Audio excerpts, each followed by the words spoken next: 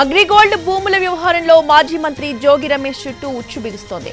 భూ వివాదంపై సమగ్ర విచారణ జరిపిన బెజవాడ పోలీసులు డీజీపీకి సమగ్ర నివేదిక అందించారు.